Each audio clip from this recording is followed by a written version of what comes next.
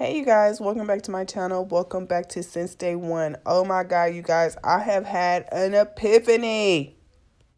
I was really just over here minding my business, scrolling through the internet. Y'all know I'm sick and I don't want y'all to think I haven't been keeping up in the news. I have been keeping up and I got it all in this video wrapped up tight with a little red bow just for y'all. Before we get into this video though, you guys, can you please go ahead and like the video? Don't forget to comment your thoughts and opinions down below. And also, if you're new, don't forget to hit that subscribe button to take flight with us. So about a month and a half ago, to be exact, maybe a month ago, I came out with this video called Exclusive, the real Rkelly tape, is it Rashonda Landfair? So the reason I did this video, you guys, was because I had just started finding out about all of the stuff that was going on with Rkelly. I had just watched the Surviving Rkelly docuseries. I was just being caught up on all of his allegations and everything that was going on with him. Because, a lot of the stuff that Rkelly was doing was like back in the day, 1998, early 1994, 1992 and stuff like that. And social media really wasn't popping back then. And, our cell phones wasn't even all the way together.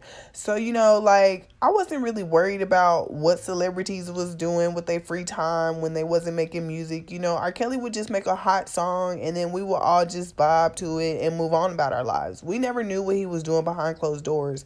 And when the stuff did come out into the light, we just wasn't like paying attention to it like that. We would just shrug it off and give it a cold shoulder, like, okay, that's not what's really going on. Okay, that's a hater. Like, okay, you lying type shit. Like, we really just didn't believe it. Sometimes people need to touch the stove to see if it's hot. Sometimes we just need proof before we could just believe what come out somebody's mouth. But it was plenty proof, y'all. We as people just chose not to see it. And then another thing, this was mostly happening in Chicago. A lot of stuff happens in Chicago. They mostly only publicized about it in the newspaper. And y'all know Rkelly know that black people don't watch the news or read newspapers. I mean, we should have known when this stuff right here happened with Aaliyah and they covered it up. And I just feel like that's why he took advantage of the black community, because he knew that he could. Because he comes from our community. So he knows what we lack, what we have, like what makes us, what breaks us. He knows as a black man. And I just think that it's wrong for him to have preyed upon his own people. But that is here nor there.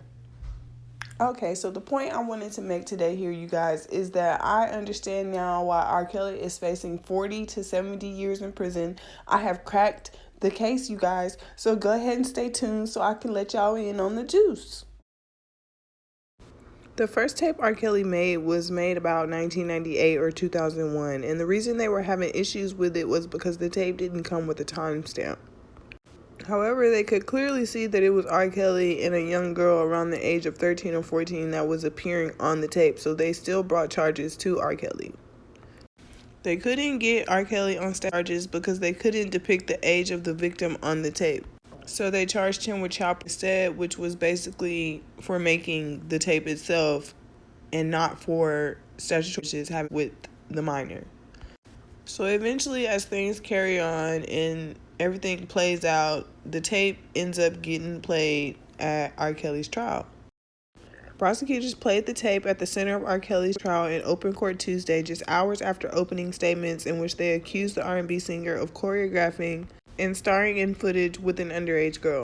The 27 homemade video shows a man having with a young female who is naked for most of the recording except for a necklace with a cross dangling from it.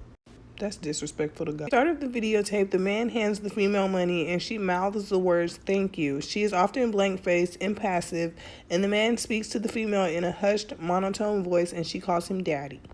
Songs from the Spice Girls and Backstreet Boys blare from a radio. The female dances, the man out of view, back in view, he has it's her, and the man walks up in the camera to adjust it a few times, but his face is often obscured. A child doesn't choose to be violated and placed on a videotape that will live on forever, long after this child becomes an adult. Defense attorneys, however, told jurors in their opening statements that Rkelly is not the man on the tape and called the video's origins into question. The defense also told jurors that the girl who authorities allege is depicted on the tape is not her at all. That's a claim that's also been made by the 23-year-old woman prosecutors say was a minor at the time of the taping. She denies she's the girl on the video. Boylicker told jurors the state will not be calling the alleged victim to the stand. She did not explain why. An issue defense attorney Sam Adams Jr.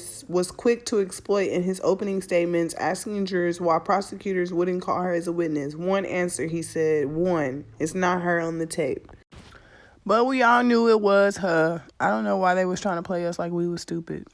But we all knew it was her. But Rkelly had paid her parents to take a family vacation to France when y'all stay in this rinky-dink Chicago South Side hood station wagon outside in the front yard, and you really want us to think that you got money to travel all the way to France? So this is what Michael Avenatti was talking about, y'all, when he said that he had proof that Rkelly committed obstruction of justice because he had paid the Landfairs to go over to France while they was having a whole trial for them in Chicago. That's not even the juice I got, though. I'm just trying to get y'all up to the point where y'all can understand where I'm coming from. Adam did make it clear what he wanted jurors doing when they watched the videotape. He wanted them looking for a mole on the man's back. Rkelly has a significant mole in the middle of his lower back that has been there since childhood, Adam said, even displaying a photo of Rkelly's back and the dime-sized mole on courtroom monitors. Adam said jurors wouldn't find the mole on the back of the man in the videotape. There is no mole on his back, Adam said. Robert isn't the man. Adams also told jurors the female that prosecutors claimed is depicted on the video is not a victim because she is not the girl on the tape. Instead, he suggested the woman in the video is a professional because the man in the video is seen handing her money. You can see the picture to the right and you can see the video. Please tell me that y'all can recognize her hairstyle. This girl was saying in the video was that she knew it was her niece in the video because she's always had that hairstyle since she was 14 years old.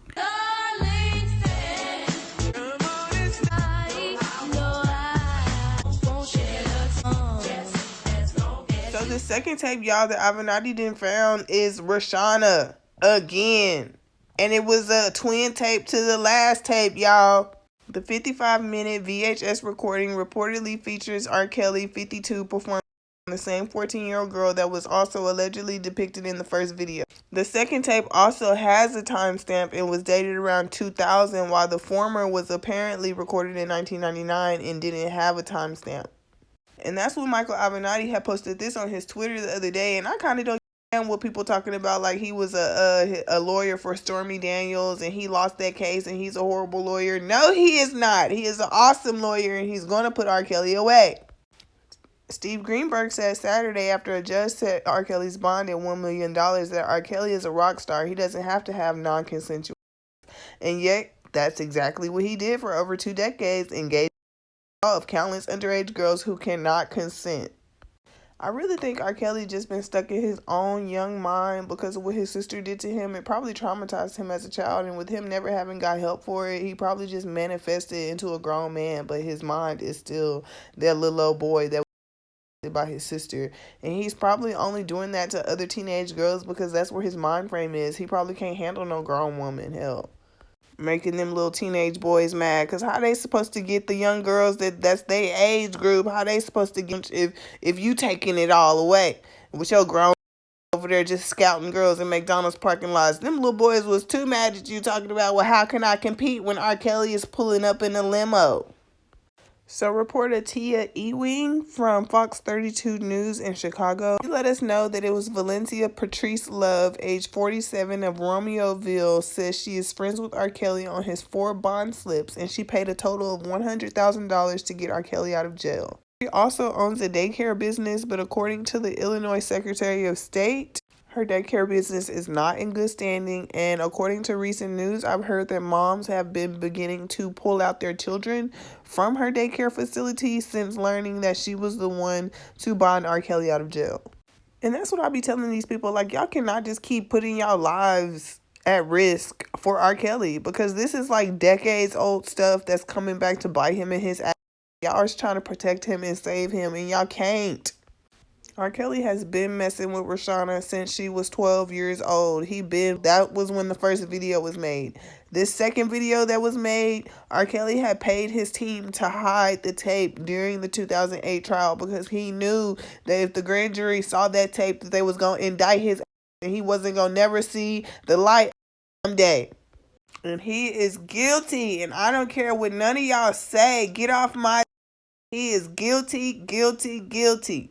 The first tape was obviously too scratchy in 1998, but by 2000 they had made better quality cameras, and I bet you he upgraded it so that he could be able to see his nasty ways replayed to him over and over again.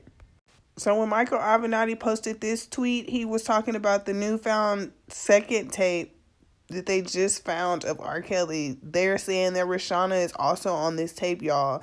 That this tape has more detail, more graphic detail, more positions, more everything than the first tape had. I feel like Rkelly had his people hide that tape because he knew that if the jury seen it, that was gonna be he was gonna be gone. So I feel like everybody who wanted to get up on that stand and lie in 2008 like it wasn't him, while the whole time y'all knew Rkelly had a second tape and he was hiding it, y'all all need to go to jail. And the first two arrests need to be Valerie Landfair and Greg Landfair. The second arrest need to be Leroy Edwards, who was the manager of the group called For the Cause, because y'all done got up on that stand and lied under oath. How dare you? But the rumor back then in the Chicago music world was that, yeah, Rkelly fooled with that girl, but he did it with her family's knowledge. As one radio host put it out, the Illinois Department of Children and Family Services, the state's child welfare agency, investigated the allegations but ran into the same wall of silence as the police. And they cut Sparkle off because she was doing too much talking and they wasn't ready to talk yet. The money was too good to them. But I have respect for Sparkle because at the end of the day, she did stand up for what was right. But just from on the outside looking in, we don't know what type of trauma that this situation caused to this family and how they relished in it and grew out of it, or if they ever grew out of it. But I just feel like we never gonna know. But another thing I wanted to point out to you guys was that the indictment list that Kim Fox had came out with that only had the victim's initials, I figured it out. So HW, whose incidents occurred between May 26, 1998 and May 25th, 1999, her name is Heather Williams. And yeah, I can say their names because it's all public record, so just save that comment to yourself. Would be RL, which I believe is allegedly Rashonda Landfair, and this incident occurred between September 26, 1998 and September 25th, 2001. Since he got off on the first tape by acquittal, they're charging him again, but this time it's going to be statutory charges and obstruction of justice. I don't know what Rkelly's lawyer is talking about, saying it's double jeopardy, because it's really not. And then on top of that, y'all, I feel like that the Landfairs didn't do nothing themselves because, okay, you lied under oath, didn't show up to the court hearing, took money from him, disappeared and went overseas just to come back to the U.S. and live life after everything then died down and people then forgot about it. Then come to find out, a whole nother hour-long tape. And now all of this is finna be brought back up into the spotlight, and y'all finna be feeling some type of way like people is picking on y'all when you should have just done the right thing from the beginning. Because Lisa Van Allen, I had already told Dr. Oz and Nancy Grace that the prosecutor told her that when Rashonda Landfair's dad, Greg Landfair, watched the tape, he cried. So crying for if it ain't your daughter? Man, just have everybody take a lie detector test.